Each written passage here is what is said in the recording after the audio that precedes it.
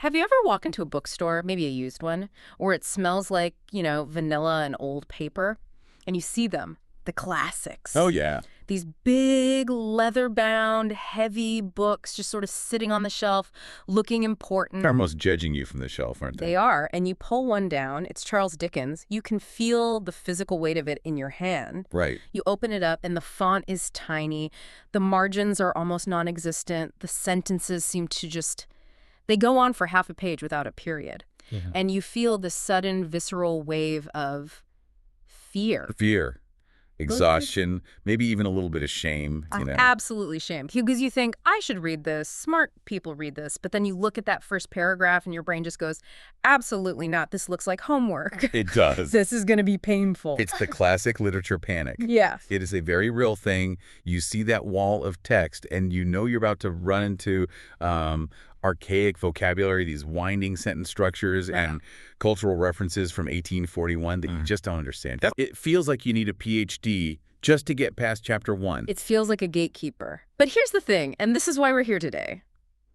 Avoiding these books means missing out on some of the most incredible, most emotional storytelling in human history. So, welcome to Hello English. It's great to be here. I'm your host, and today we are going to dismantle that gate. We're going to take it apart piece by piece. We are. And we have a very specific mission today. We're going to take that massive, intimidating brick of a book, The Old Curiosity Shop by Charles Dickens, and we're going to break it down. Okay. And we're not just summarizing it. We're going to turn it into something simple, something deeply emotional, and this is the crucial part, something you can actually use in your everyday English conversation. That's the promise. We are mining this book for gold. But I want to set the stage for you, for the listener, right now. If you're driving or at the gym or cooking dinner, just relax your shoulders. Please. This is not a university lecture. I'm not going to quiz you on dates. No exams, no quizzes. We are not going to ask you to recite the lineage of the British monarchy in the 19th century. Thank goodness. So if we're not doing the academic approach, what is our approach? How do we tackle a beast like Dickens without getting a headache? We're using a structured method designed for language acquisition through literature. And we're focusing on 3 pillars today. Okay, what are they? First, understanding the story without the stress. We want you to visualize the movie of the book in your mind. We want you to feel what the characters are feeling. So, story first. Got it. Second, we are going deep on the vocabulary of human emotion.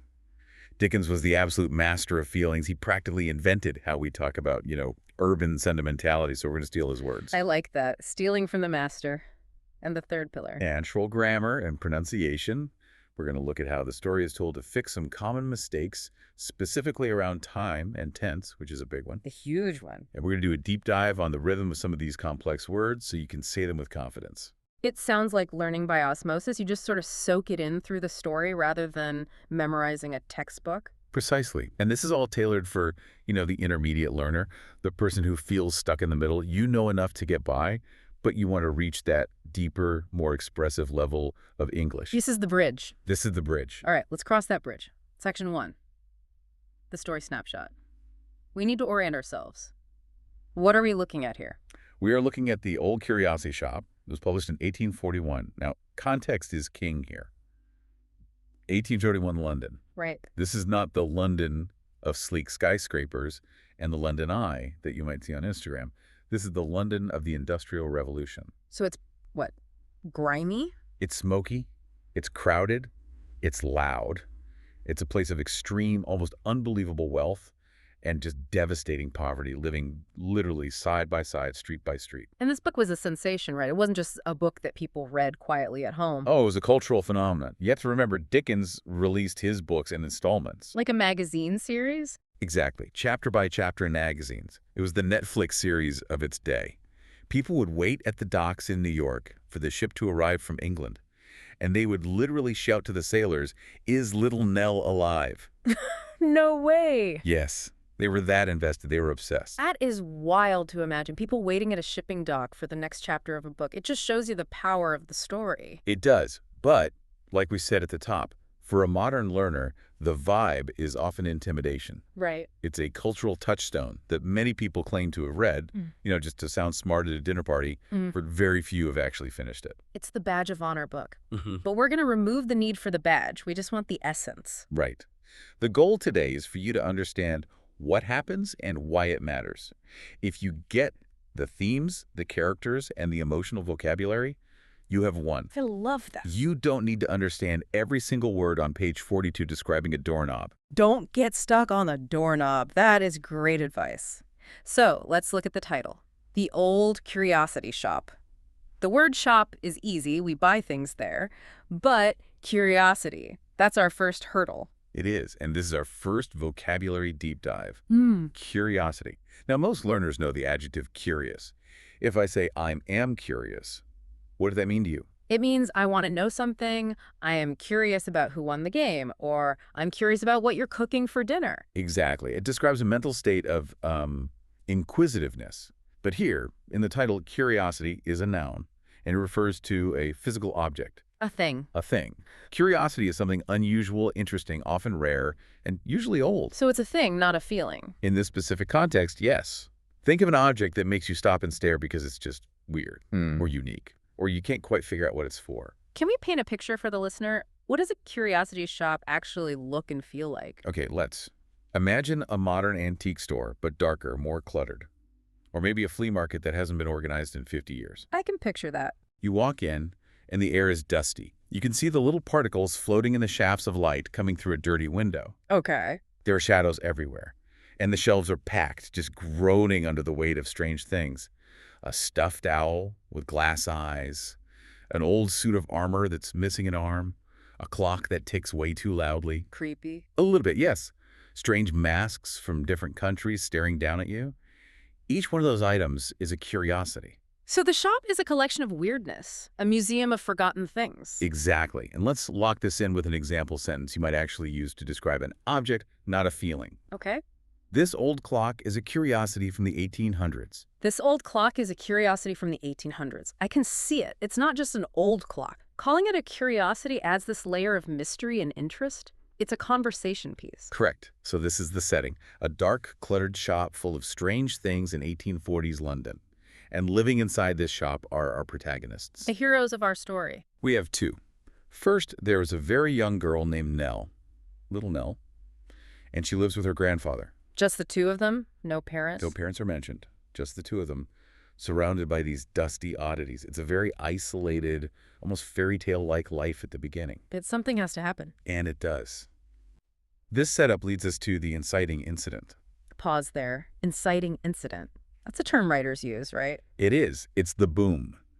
The moment the status quo breaks. Yeah. The event that forces the story to actually start. I mean, if they just stayed in the shop forever, there would be no book. It would be very boring. So what's the boom? What happens? They lose the shop. They are evicted. They are thrown out into the streets. Homelessness. Yeah. That is a heavy start. Wow. It is. And this kicks off the main narrative arc, which we could describe as a road trip. A road trip. But I need to manage expectations here. When I say road trip, you probably picture a convertible, sunglasses, maybe some classic rock on the radio, stopping for burgers. Thelma and Louise. Without the cliff. Or maybe with the cliff. This is not that. This is the opposite of that. This is a walking tour of misery. Oh. They are walking from London through the industrial countryside of England, trying to find a safe place. They have no money, no plan. It's a survival story. So the atmosphere isn't adventure, it's flight. It is flight. It is fear. The atmosphere is heavy, it's oppressive, and they're meeting people along the road.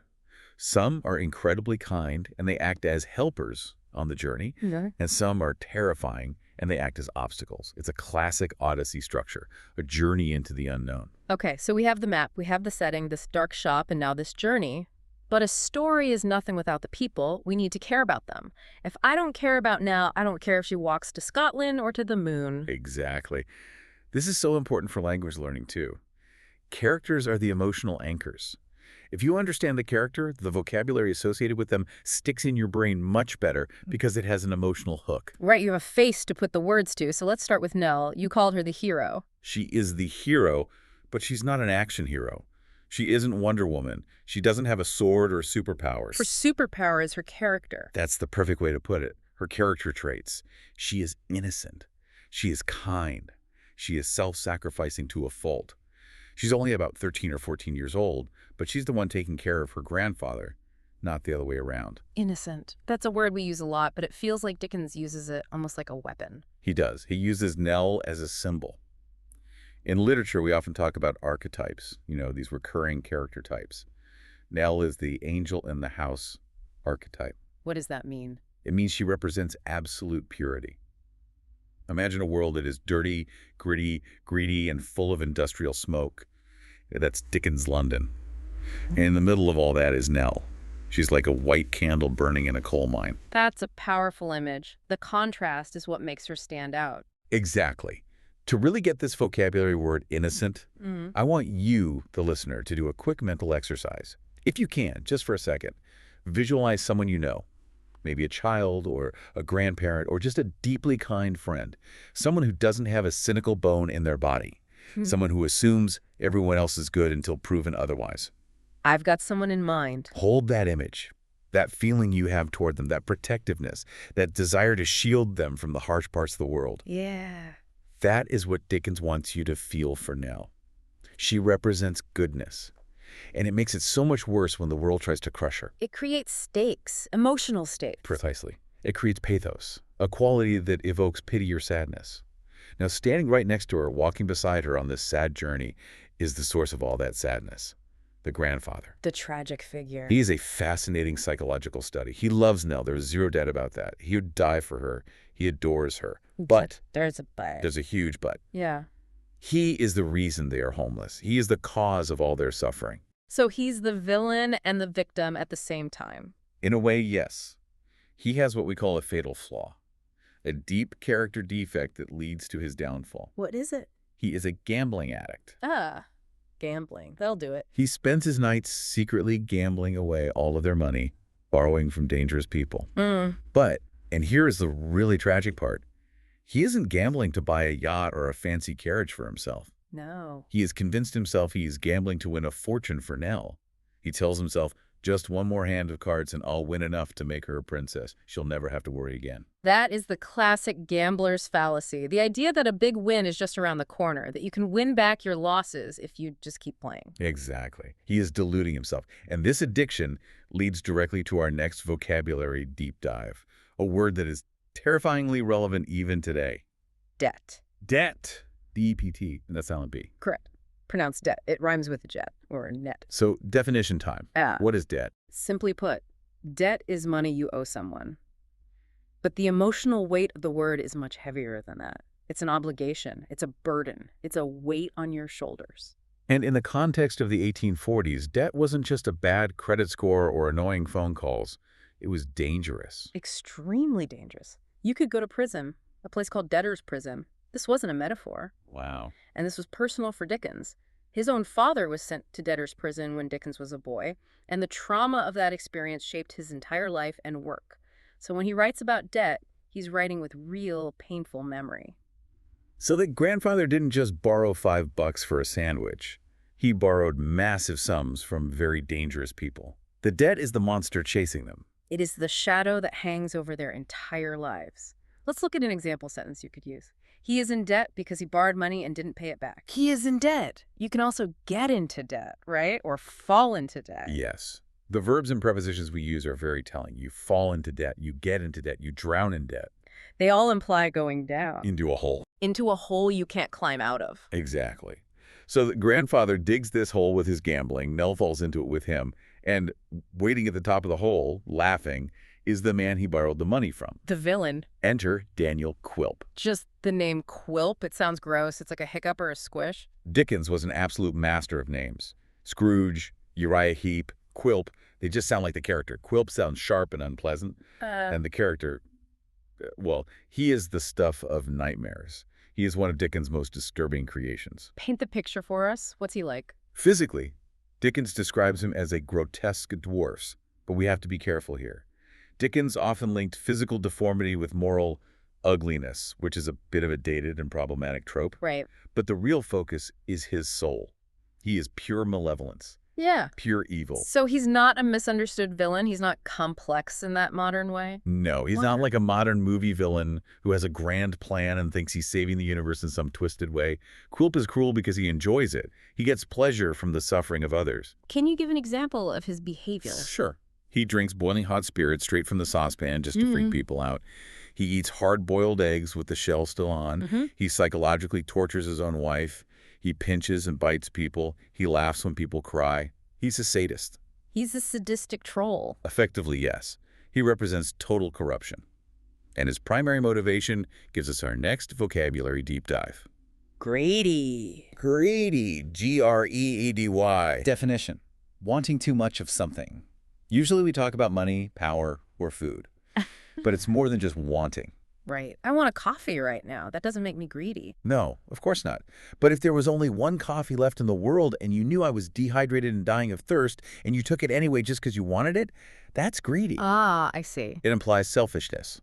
It implies taking more than your fair share, specifically at the expense of other people. Got it. It's wanting plus selfishness plus harm. Exactly. A good, simple example sentence would be, the greedy man never shared anything. The greedy man never shared anything. And Quilp wants everything. He wants the shop. He wants to ruin the grandfather completely. He wants to terrify Nell. He is the personification of the dark side of capitalism in the Industrial Revolution. Dickens is making a social comment here. He's basically pointing a finger and saying, look at these men who are getting rich off the suffering of the poor. They are monsters. So we have this triangle, the innocent victim Nell, the flawed cause of the problem, the grandfather, and the predatory villain, Quilp. And that triangle creates immense tension and emotion. And that tension is what drives the story forward on this long, sad road. Okay, we have the story, we have the people. I think we have a good grasp. Now I want to get into the mechanics of the language itself. Section 3. We promised natural expressions. We did. And even though this book is almost 200 years old, the emotional language is surprisingly modern. People still feel the same things today that they felt then. And we are focusing on a specific phrase today, worn down. Worn down. This is a fantastic phrasal verb, often used as an adjective.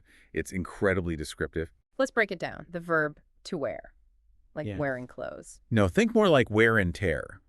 Think of a stone in a river. The water rushes over it day after day, year after year. Okay.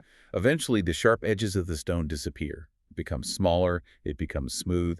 The river has worn down the stone. Okay, so that's the physical meaning, erosion, a slow process of reduction. Right. But when we apply it to a person, it's a powerful metaphor. It means becoming exhausted, physically or emotionally, over a long period of time. So the time element is key. You aren't worn down after a 20-minute jog. No. After a jog, you're out of breath or tired. You are worn down after working 2 jobs for 5 years without a vacation. You are worn down by a chronic illness. It's a depletion of the soul. It's a cumulative effect. It's not one thing. It's 100 little things. That's a great way to put it. Let's look at the context of the book. Nell and the grandfather are walking across England. They are sleeping outdoors, often in the cold and rain. They are hungry. They are constantly scared that Quilp will find them. Days turn into weeks. They are being worn down by the elements, by hunger, and by their constant fear. It's a cumulative exhaustion. Their spirit is being eroded just like that stone in the river. Exactly. Now, how does a listener use this today? Hopefully you aren't running from a goblin like loan shark. Hopefully not. But we all have stress. We all have long-term struggles. Right. Think about the workplace. You could say, I've been arguing with this client for 6 months about the same issue. I'm just worn down. Or parenting. That's a big one. A huge one. I love my toddler more than anything, but the lack of sleep for 2 years is really wearing me down. It's such a useful phrase because it elicits empathy. If you tell me you're tired, I might say, go to sleep. But if you tell me you're worn down, I say, oh, wow. Do you need a hug or a vacation? Exactly. It implies you need a fundamental break from the struggle, not just a quick rest. I love that distinction. Okay, let's shift gears to grammar. This is huge. We mentioned earlier that one of our goals is to improve grammar naturally.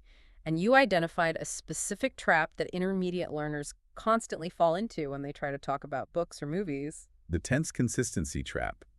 It is probably the #1 marker of a non-native speaker when they're telling a story. What does it sound like in the wild? It sounds like a time machine that's broken. The speaker jumps back and forth between the past and the present, sometimes in the same sentence. Give us a bad example. Hurt our ears. Okay. Imagine a student summarizing the book, and they say something like, Nell is a good girl, she lived in a shop, and then she runs away and felt sad. Ooh, my brain just short-circuited. Is present, lived, past, runs present, felt, past. It's whiplash. It forces the listener's brain to do extra work. We have to constantly reevaluate when the action is happening. It's confusing and it sounds unnatural. So what is the rule? How do we fix this? The rule is beautifully simple. Pick a lane and stay in it. Pick a lane. What are the lanes? There are two main lanes. Lane A is the present tense. This is actually very common and effective for summarizing plots in reviews or discussions. It makes the story feel immediate and live, like it's happening right now. So what would the corrected version sound like? Corrected. Nell is a sad girl. She lives in a shop with her grandfather. One day, she runs away with him. Everything is in the now. Okay, I see. Consistent. What's the other lane? Lane B is the past tense. This is the traditional storytelling mode. You're recounting events that happened in the past. And the corrected version. Corrected. Nell was a sad girl. She lived in a shop with her grandfather. One day, she ran away with him. Again, totally consistent. Does it matter which one I pick? Is one better than the other? Not really, as long as you are consistent within the same story. However, for something like the IELTS exam or a formal presentation, using the historical present, lane A, can sound very sophisticated if you can sustain it. But maybe more difficult. It can be. The past tense is often safer for beginners and intermediate learners. It's the default for telling stories. So the big takeaway here is, before you start telling a story, just take 1 second to decide in your head, am I in the now or am I in the then? Exactly. That 1 second of conscious thought can save you from 10 minutes of confusing your listener. It's a game changer. That's a pro tip. Okay, section 4. Let's get physical. Let's talk about our mouths. Pronunciation workshop. We are going back to that big title word, the 5-syllable monster, curiosity. It's a mouthful. And I find that words that end in a fusity often trip people up because the stress shifts from where it is in the root word. That is a brilliant point. Let's break that down. The root is curious. Right. Where's the stress? Curious. It's on the first syllable. Curious, yep. But when we add the a-liddy to turn it into curiosity, the stress moves. It jumps forward. So where does it land? It lands on the third syllable. Let's map it out. Curiosie. Curiosity. The phonetic spelling is skj-t. That OS is the king. It gets all the power. Right, so it's not curiohcity. It's a sharp OS, like in the word hot or ostrich. Curiosity. Perfect. Let's do a call and response. I want everyone listening to actually open your mouth and say this. You're in your car. The other drivers don't care. Talk to yourself. It's the best way to learn. Legit. I'll need slow first. Curiosity. Curiosity. Again, curiosity. Curiosity. Now normal speed. Curiosity. Curiosity. Fantastic. And here's the magic trick. This rule applies to almost all words ending in sonity. Oh, really? Yes, think of generous. The stress is on GEN, but generosity. Generosity. Exactly. Or luminous. Stress on LU, but luminosity. Luminosity. Animosity. Animetosity. Wow. Once you learn the rhythm of that suffix, that orosity sound, you unlock hundreds of words. You don't have to learn them one by one. That is a huge unlock. It's not just one word, it's a pattern. That's what makes language learning click. Language is all about pattern recognition. Okay, moving on to section 5, themes and life lessons. We've done the words, the grammar, the plot. Now we need the so what? The why. Why are we still talking about a book from 1841? Why did Dickens even write it in the first place? He wasn't just trying to make money, right? I mean, he was, obviously, but he had a bigger agenda. Dickens was a social campaigner at heart. He was a journalist before he was a novelist. He walked the streets of London at 2 in the morning. He saw the homeless children sleeping in doorways. Yeah. He saw the filth, the disease, the injustice. And he wanted to hold a mirror up to Victorian society and say, look at what you are doing. Look at what you are allowing to happen. So what specifically was he pointing at in the old curiosity shop? He was pointing at the vulnerability of the innocent. That is the absolute core theme of this book. The suffering of children due to the sins and mistakes of adults. That hits hard because it's still so true. It is. Think about it. Nell does nothing wrong in the entire novel. She is perfect. She works hard. She loves her grandfather. She is kind to strangers. And yet she suffers. She starves. She freezes. Ultimately, spoiler alert, she dies from the ordeal. It is a tragedy in the purest sense. It's a tragedy caused directly by the grandfather's addiction and Quilp's greed. Dickens is screaming at his readers, your gambling, your greed, your indifference to poverty, it doesn't happen in a vacuum. It lands on the heads of the children. And that brings us to the modern connection. Is this still relevant? I mean, we don't have debtors' prisons anymore. Look around us. Do we still have poverty? Yes. Do we still have predatory lenders and systems that exploit people in debt? Absolutely. Payday loans, crazy interest rates. We still have addiction-destroying families. Of course we do. Gambling, drugs, alcohol. And we still have children caught in the middle of it all. We do. Every single day. So reading The Old Curiosity Shop isn't just an academic exercise about the past. It's an exercise in empathy. Empathy. I truly believe empathy is the ultimate language skill. If you can use English not just to order a coffee, but to understand and describe someone else's suffering, to connect with a feeling from a book written 2 centuries ago, you have reached the highest level of fluency. That is profound. It completely changes the goalpost. The goal isn't perfect grammar. The goal is human connection. That's it. That's everything. We are coming to the end of our deep dive. I want to hit the outro, but before we do, let's talk about mindset one last time. Let's do it. Some listeners right now are probably fired up. They get the story. They want to experience it. But others are still thinking, okay, great summary, but I am still terrified to open the actual book. And I want to validate that fear. The original text is hard. If you are an intermediate learner, picking up the original unabridged Dickens might be too much too soon. It's like trying to run a marathon when you've only just started jogging. So what is the strategy? Do they just give up? No, never give up. You use a scaffold. You use a graded reader. Explain that term for someone who hasn't heard it. A graded reader is a version of a classic book that has been carefully rewritten, specifically for language learners. It keeps the plot, the characters, and the emotion, but it simplifies the vocabulary and the grammar to a specific level like A2, B1, B2. So you get the whole experience of Dickens, but with language that you can actually understand and learn from. Exactly. You aren't drowning, you're swimming. And as you read, it's vital that you remember the 80% rule. The 80% rule. What is that? You do not need to understand 100% of the words on a page to enjoy a book and learn from it. If you understand 80%, the main action, who is angry, who is sad, what's happening, that is enough. Keep reading. Don't stop to look up every single word in the dictionary. Please don't. If you stop every 10 seconds, you kill the flow.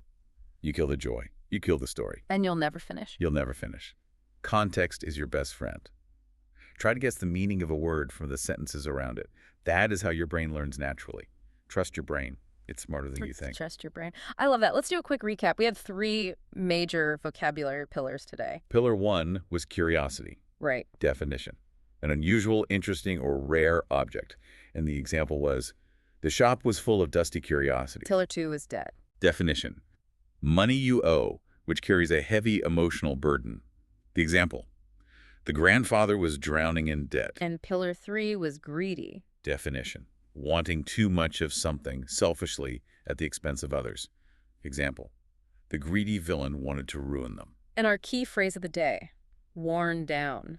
Meaning, becoming exhausted physically or emotionally over a long period of time. And we hope you aren't worn down by this deep dive. Hopefully you're energized. Hopefully. Here is my challenge to you, the listener. Don't just let these words sit in your ears. Put them in your mouth today. Use one of them. Tell a friend, I saw a real curiosity at the thrift store. Or tell your partner, I'm feeling a little worn down this week. Making it real, making it personal, helps it stick in your memory. Absolutely. Well, we have unpacked the story, the characters, and the vocabulary of the Old Curiosity Shop. Oh, I have a final tease. We talked about Quilp being a bad guy. He's a monster for sure. But if you think Quilp was bad, wait until you hear about some of the other villains in our next breakdown. Dickens has some skeletons in his closet that are even darker, even more twisted. He certainly does. We're just scratching the surface of Victorian villainy. Quilp is nasty, but he's not even the most psychologically terrifying of Dickens's creations. So if you're ready for more, make sure you join us for that. Click the next video to continue your journey to better English. Keep listening, keep reading, and most importantly, keep being curious. See you next time.